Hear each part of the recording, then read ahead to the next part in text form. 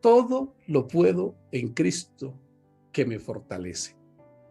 Son unas palabras que expresó aquel gran líder llamado el apóstol Pablo, ese vehemente apasionado, quien escribió 13 de los 27 libros que hay en el Nuevo Pacto. Sus expresiones son tan maravillosas que él eclipsó todo ese trabajo de esos 12 apóstoles. Los 12 juntos no llegaron hasta donde él llegó con todo lo que él hizo. Si le colocamos que él escribió el libro de Hebreos, lo cual considero que sí, porque no existe alguien con el conocimiento tan profundo como él para haber escrito un libro, quiere decir que estuvo en el orden de los 14 libros. Quiere decir que él solito escribió más libros que todos sus antecesores. Tuvo un nivel de conocimiento de Cristo impresionante, de quien hemos venido hablando en estos últimos días, porque creo que hay un desconocimiento muy profundo de quién es Jesús el Cristo. Pensamos que es alguien al que le debemos pedir cosas, como dice, estamos persiguiendo los milagros del Cristo, pero es más eficaz seguir al Cristo de los milagros, porque cuando ustedes leen lo que sucedió en el libro de Actos, que es como se llama en inglés, el que conocemos como el libro de Hechos, el libro de las acciones, que no son doctrinas fundamentales, sino narrativas, dentro de las cuales nos cuentan doctrinas fundamentales. Pero si eso no lo sabemos, vamos a tomar hechos que sucedieron ahí como si fueran doctrinas.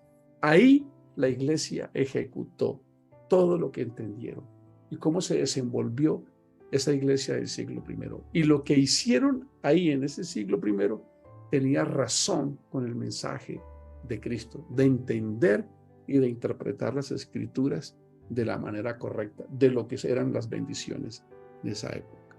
Los cristianos se sentían hasta orgullosos de sufrir persecución y ser azotados por Cristo. Lo consideraban algo tan digno y tan maravilloso. Y ahí es donde nacen todas estas historias de estos grandes líderes que estamos estudiando de Cristo. Pero ¿quién es Cristo? Cristo es la manifestación de Dios. Jesús el Cristo, que es la expresión más correcta, no como lo leemos en la versión Reina Valera, Jesús Cristo, Jesús Cristo o Jesús el Cristo. ¿Quién es Él? Bueno, seguimos profundizando. Y quiero decirles que hoy en día hay una expresión que está de moda, que se llama el metaverso. Hace unos días hicimos un audio que se llamaba algo para así, el metaverso es una realidad virtual, que es el eslogan de Facebook, y es llevar a la humanidad a vivir en un entorno virtual donde el hombre puede recrear experiencias virtuales en su imaginación y usando dispositivos, utilizando inteligencia artificial, utilizando realidad aumentada, ayudar a que las personas vivan sensaciones y experiencias utilizando la capacidad de lectura del cerebro. En resumen, el ser humano va a poder vivir en un mundo que él puede crear virtual para recibir una especie de dopamina o de droga transitoria que lo que están diciendo los sabiondos es que le va a generar todavía más depresión, más crisis y más dependencia a esta sociedad. El mensaje de hoy es muy similar a ese tema del metaverso. Metaverso es un concepto que nace en una película en Hollywood, pero me da la impresión que a veces en Hollywood saben más de teología que muchos cristianos, porque conocen la realidad. El término meta siempre va a ser más allá, y metaverso, es decir, más allá del universo creado. Solo que la definición es un poco desproporcionada. ¿Por qué? Porque se estipula como una realidad, es un entorno multiusuario perpetuo. Dice, el metaverso es un universo post-realidad, ¿verdad? Un entorno multiusuario perpetuo y persistente que fusiona la realidad física con la virtualidad digital. ¿Cómo les parece? ¿Por qué? Porque el ser humano quiere buscar encontrar unas realidades y unas experiencias. Bueno, si realmente queremos hablar del metaverso, tenemos que ir a las escrituras, porque sí existe una dimensión perpetua. Usar el término perpetuo en la dimensión humana es una incoherencia, porque el ser humano no es perpetuo, que es un sinónimo de inmutable. El único inmutable, y prueba de ello, es que si tú te analizas, te miras al espejo y dices, oye, me estoy envejeciendo. Ya tengo 20, 30, 50, 70 años, ¿verdad? Sin embargo, ustedes ven que la tierra permanece y se regenera. Pareciese tener un agente externo que la renueva, el sol, las cosas siguen permaneciendo ahí. De hecho, un escritor dice, ¿qué es lo que es hoy? Lo que era antes. ¿Qué es lo que será mañana? Lo que es hoy. Es porque detrás de eso existe una mente extraordinaria y maravillosa, que ya sabemos que no es una mente, porque Dios es más que la proporción humana. Pero todo esto de lo que estamos hablando, lo que quiere decir es que el ser humano sí es una aspiración a un metaverso espiritual, es decir, a una realidad en la que está Dios, que es totalmente distinta a la que estamos nosotros acá, donde no hay matrimonios, donde no hay género, donde no hay forma, donde tiempo y espacio no van a estar supeditados a la humanidad. Entonces es algo maravilloso y extraordinario. Cuando entendemos el mensaje de Cristo, mientras analizaba por qué el ser humano prefiere encontrar una respuesta en la tecnología en sí mismo y dejar de lado a Dios, que es tan contundente. Claro, cualquiera podría decir, pero es que todavía ustedes hablan de Dios. Si nosotros, todo evoluciona, todo pasó. Bueno, ya hay muchas cosas que nos dicen que la evolución pareciese tener muchos vacíos, como por ejemplo, en los últimos miles de años no hemos tenido evolución. Y si la hubo, entonces hubo un congelamiento. Se necesita una dosis de fe para creer en 18.000 millones de años, o en 130.000 millones de años de las eras glaciares, o para creer en los agujeros negros. El ser humano apenas está viendo por el ojo de una aguja lo que realmente es el metaverso. Y estaba mirando que muchas de las cosas que nos muestran son interpretaciones predictivas de software, de computador, porque los lentes telescópicos no alcanzan a tomar los colores y la magnitud. Pero nosotros, que estamos un poco lejos de esa tecnología, vivimos en un mundo que no es tan real. Sin embargo, quiero decirles a todos los que escuchan que me encanta poderles decir con propiedad, porque un personaje muy sabio dijo, un poco de ciencia te aleja de Dios, ¿cierto? Mucha ciencia te acerca a Dios. Si yo me leo el Código Da Vinci, pues si lo voy a leer a la imaginación de alguien, sin ir un poco más abajo, voy a empezar a crear una calidad de interpretaciones que no tienen profundidad. Pero si ustedes quieren hacer una investigación seria, de altura, ustedes van a poder encontrar lo que han encontrado grandes personajes como Augusto Cury, un escritor genial, que su profesión es un psiquiatra, con un psicólogo, tiene todos los pergaminos en cuanto a la psiquis, termina investigando a Cristo y queda reducido a la genialidad, porque la estructura de Cristo, su forma de conducirse, lo que él dijo, la forma en que gestionó sus emociones, la forma en que reaccionó ante los fracasos, la forma en que proyectó la antítesis de las ambiciones del hombre, no pudieron haber sido creadas por la imaginación.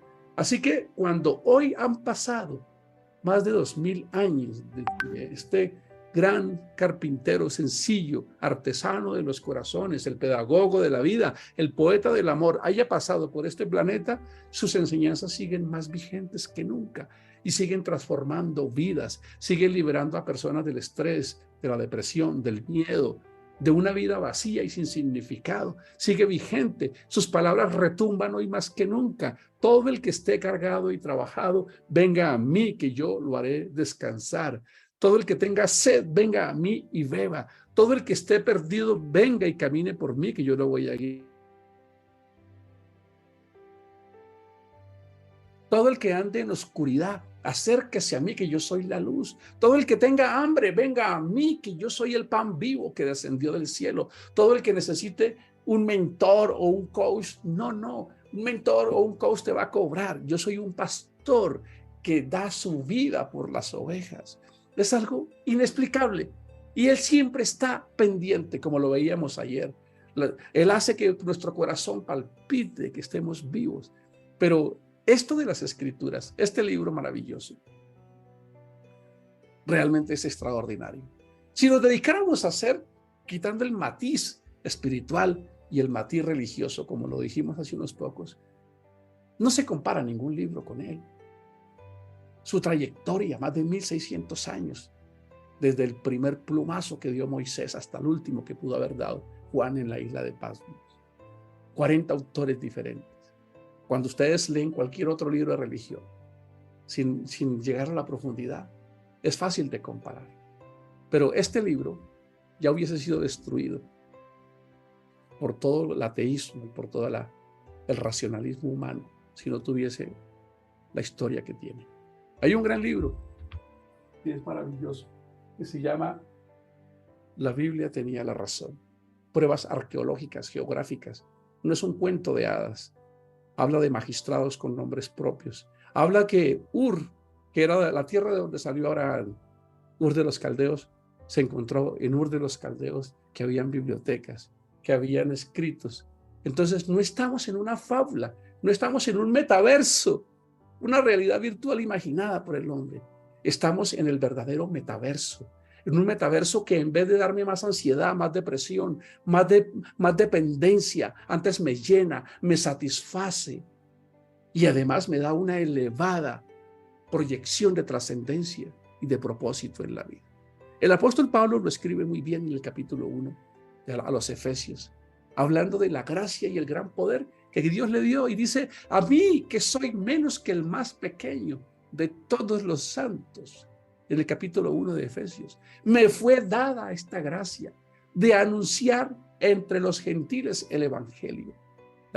Una de las definiciones de evangelio es las buenas noticias de Dios para la humanidad.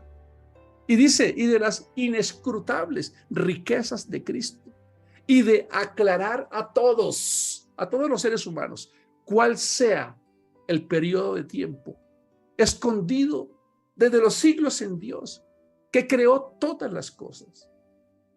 Escuchen esto: para que la multiforme sabiduría de Dios, escuchen ustedes, multiforme, metaverso, solo se están tomando términos que ya existían en las Escrituras, para que la multiforme sabiduría de Dios sea ahora dada a conocer por medio de la iglesia a los principados y potestades en los lugares celestiales. ¡Wow! No en un universo virtual, sino en un universo espiritual, en una dimensión incomprensible. Alguien diría: ¿pero cuál, Gio? La que te sostiene con vida. Si tú puedes explicar cómo tienes vida, quién sostiene tu vida, entonces nos quedamos acá en este mundo. Y tienes razón. Si tú lo puedes explicar, si tú puedes explicar cómo dos mortales se unen y generan una vida, como ya lo había dicho Salomón, como tú no sabes cómo se forman los vientres, cómo se forman los huesitos del bebé en el vientre de la mujer que está gestando, así podrías explicar las cosas, pero no lo sabes. Quiere decir que detrás de nosotros hay una identidad que va más allá de la humanidad y nos está dando una promesa, no una realidad virtual imaginaria que va a llevar a una crisis emocional, sino a una solvencia emocional, a una reserva de fortalezas, a una esperanza inmaculada e inmarcesible. Miren esto: para que la multiforme sabiduría de Dios sea ahora dada a conocer por medio de la iglesia. ¿Qué es la iglesia? Permítanme aclarar esto. La iglesia no es lo que nos enseñaron en la cartilla Nacho lee o Coquito, cuando nos decían y colocaban un dibujito y una cruz arriba para que nos quedara una programación. Eso no es lo que significa la palabra iglesia. La palabra iglesia es una palabra hebrea que significa, o que se pronuncia Kehilat, que significa una novia desposada para un rey. que la va a hacer feliz y la va a llevar a la gloria. Dando a tipificar, tomando figuras alegóricas, que es uno de los propósitos más grandes del ser humano, de esa forma, de una proporción humana, Dios nos da como un vistazo, un atisbo de lo que será la eternidad. Para que en esa relación de reino, vayamos a un reino, no a una dimensión virtual, sino a una dimensión celestial, a los principados y potestades, los lugares celestiales. Esto es algo extraordinario, fascinante, cuando no seamos más que un despojo humano y estemos envejecidos y creímos que ya no hay nada que hacer, que todo se perdió, o cuando estemos allá, en esa tumba. Incluso Jesús dijo algo extraordinario. He aquí, llegará el día en que todos los que están en los sepulcros, wow, yo no sé qué saga o qué serie se pudiese parecer a esto, que no es una realidad virtual imaginaria, sino que es una realidad dada por Dios, quien dijo, cielo y tierra pasarán, pero te prometo que así como no tienes dudas de que cada mañana el sol va a estar ahí, y así como no tienes dudas que mientras estés vivo, yo te voy a tener tu corazón palpitando, con esa misma certeza, un día, si crees en mí, aunque estés en un sepulcro, escucharás mi voz. ¡Wow! La realidad virtual es algo insínico, es un espejismo, es apenas una neblina de esta realidad espiritual que Dios tiene para todos aquellos que le sigamos. Esto no es un cuentito de hadas para motivar ahí a personas ingenuas, faltas de seso, de imaginación. La fe no es simplemente renunciar a mi razón o a mi intelecto, es todo lo contrario. Es un enamoramiento entre el razonamiento, la inteligencia y el esfuerzo. No creemos en la fe del carbonero, en que van a suceder las cosas simplemente por una fe, como dice Santiago, sin obras, porque la fe sin obras es muerta. Déjeme concluir este mensaje tan inspirador, tan ambicioso. Se necesita personas con hambre de inmortalidad, personas con hambre de construir una historia, una vida indestructible, no simplemente ser un cuento, una estrella fugaz que pasó por este mundo, donde quizás incluso no escribimos nuestros mejores testimonios. Así que Pablo, en el capítulo 1 a los Efesios, vuelve a hablarnos del metaverso, pero el metaverso real, el espiritual. Efesios 1 dice, dándonos a conocer el misterio de su voluntad, según su beneplácito, expresión que quiere decir, pido permiso para decirle, a Dios se le dio la gana de ser excelente, de traer la grandiosidad, la majestuosidad, todo el poder, lo incomprensible, para elevarnos a las delicias de su diestra. Así lo dice, el cual se había propuesto en sí mismo de reunir todas las cosas en Cristo. Todas en la dispensación del cumplimiento de los tiempos. Así las que están en los cielos como las que están en la tierra. Esa es la verdadera definición de metaverso.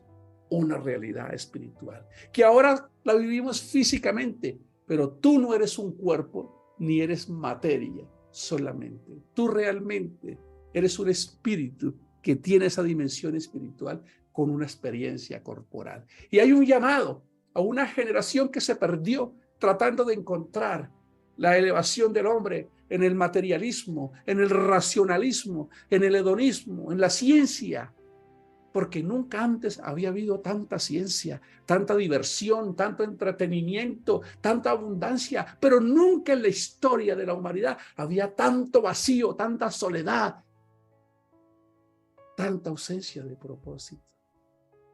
Pues porque este mensaje es para elevar a la humanidad a una realidad, para seguir las palabras de este Cristo incomprensible.